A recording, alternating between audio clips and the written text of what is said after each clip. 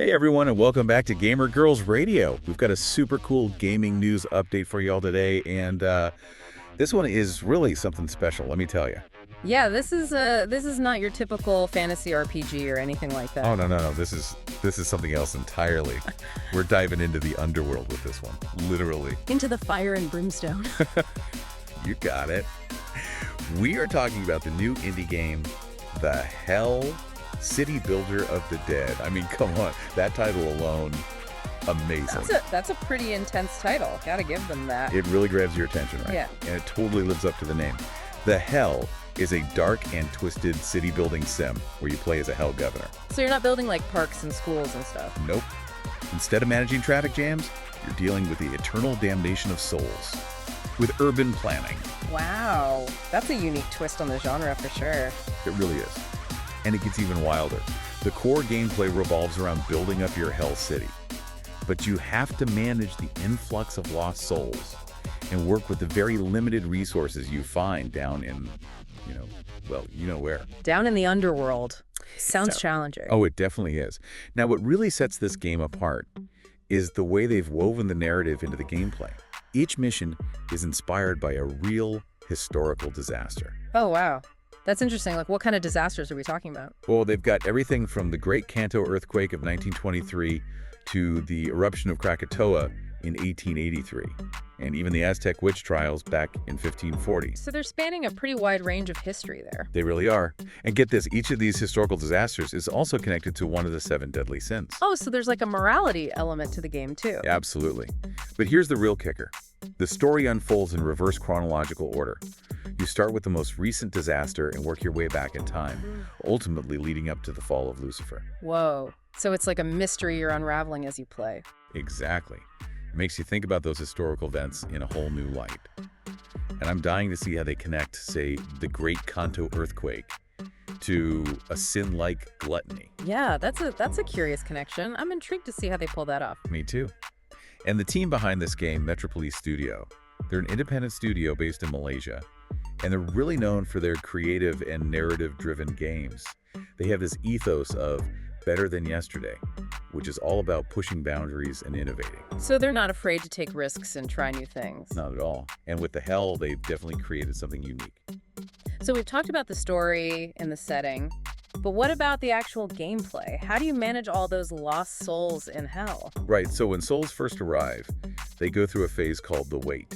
And there are different levels to this: fire, ice, and the blood hall. And it's during this waiting period that their emotional state becomes really important. Oh, so like their mood affects how they behave? Exactly. Blue souls are pretty chill. They integrate into hell smoothly. Yellow souls get a little impatient, which, isn't surprising. But the red souls, those are the ones you got to watch out for. Oh no. What happens with the red souls? You turn into sadists. Yeah. Like full-on destructive chaos bringers.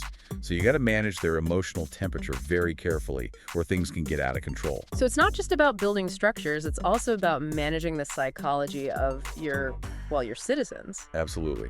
And their emotional state determines what kind of sinner they become, which then dictates what jobs they're best suited for in your hell city. Okay, so there's like a whole social hierarchy going on down there. For sure. And of course you need resources to build all those infernal structures and power your city. But you're not mining for gold and iron in hell? Oh no. The resources down there are a bit more, well, let's just say thematic. Thematic. Ditto. You ready for this? You'll be harvesting blood, waste, cries, and fears. Wow. We really leaned into the whole hell aesthetic with those resources. They did. And to actually utilize all that lovely stuff, you've got a power and technology system that you can upgrade as you play. You can unlock new abilities and powers tied to each of the 7 deadly sins. Ooh, that's pretty cool. So the sins play a role in the mechanics too. They do. And the whole city is connected by a network of blood paths, which act as your energy grid. It's like an infernal circulatory system. That's a very vivid image. I can practically see the blood pulsing through the city. Right. And it wouldn't be hell without a few challenges, right? So each mission also throws a powerful titan your way. These are massive mythological beings that you'll have to contend with. Like giant boss battles. Pretty much. So far we know about Namazu, the earthquake-causing catfish from Japanese mythology, who shows up in the Kanto mission. Then there's Rangda, the demon queen of Balinese mythology, who's tied to the Krakatoa Eruption. And lastly, there's Xolotl, the Aztec god of sickness, who appears during the Aztec witch trials. So these titans are like representations of the disasters themselves. In a way, yeah. And they definitely pose a serious threat to your Hell City. So you've got to strategize and figure out how to defeat them. You got it. And to help you with all that planning, the Hell offers multiple camera perspectives.